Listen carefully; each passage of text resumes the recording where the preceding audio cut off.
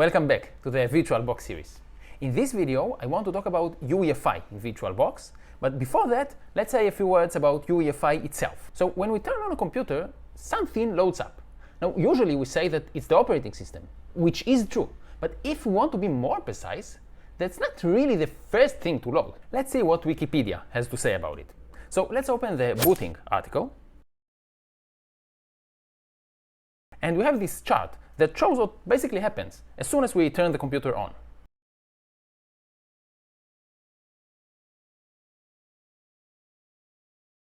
We can see that as soon as the computer loads, the CPU starts running some code. This code is fixed and cannot be changed, and is usually stored in the computer's motherboard. In this diagram, this special code is the BIOS. And we can see that towards the end of the process, it hands the control over to the operating system. So what does all of this have to do with the UEFI? Well, let's ask Wikipedia again.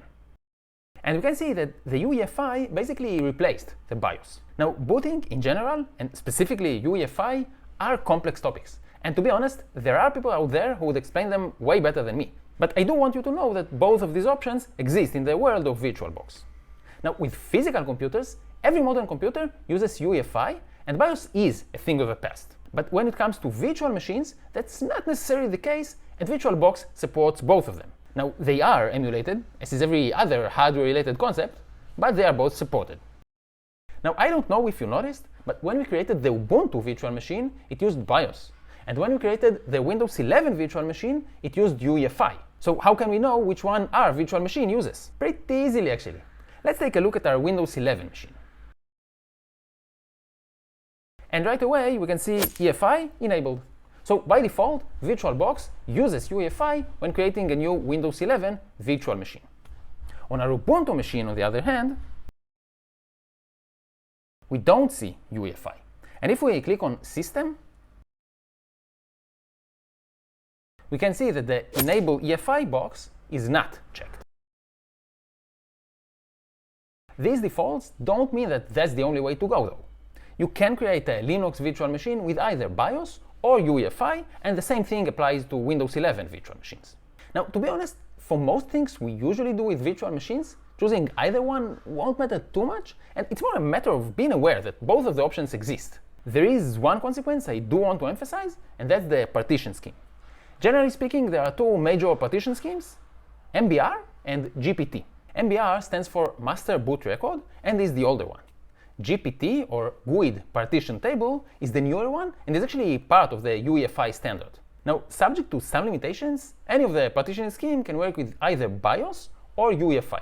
But by and large, systems that use BIOS use MBR, and the ones that use UEFI use the GPT partitioning scheme. I created an additional Ubuntu virtual machine, but I configured this one to use UEFI. As a result, it's using the GPT partitioning scheme. So, let's open the BIOS virtual machine and the UEFI virtual machine side by side.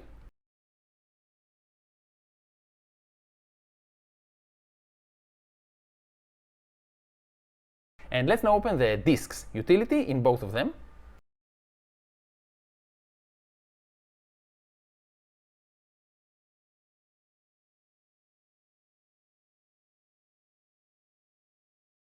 And you can see that in the BIOS machine, we have an extended partition.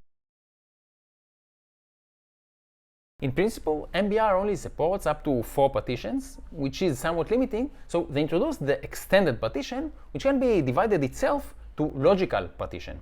So we end up with possibly more than 4 partitions. So we can see the extended partition, and within the extended partition, we have partition 5, on which Linux is actually installed. GPT doesn't have such a limit on the number of partitions, so the concept of extended partition doesn't exist, and we just have partition 2, and Ubuntu is installed directly on it.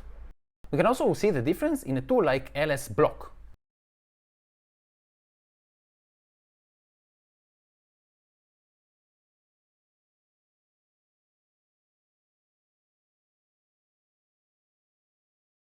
And while in the UEFI machine we only have SDA1 for the system partition and SDA5 for Linux, in the BIOS machine we have SDA1 for the boot partition, SDA2 for the extended partition, and then SDA5 for Linux itself. Now, all of this might not make any difference to you, and in most cases you can safely ignore it. But keep in mind that if you want your virtual machine to have a disk structure that follows more closely the one that's in use in physical machines, you should probably go with a UEFI machine and the GPT partitioning scheme. Thanks for watching, and I'll see you in the next one.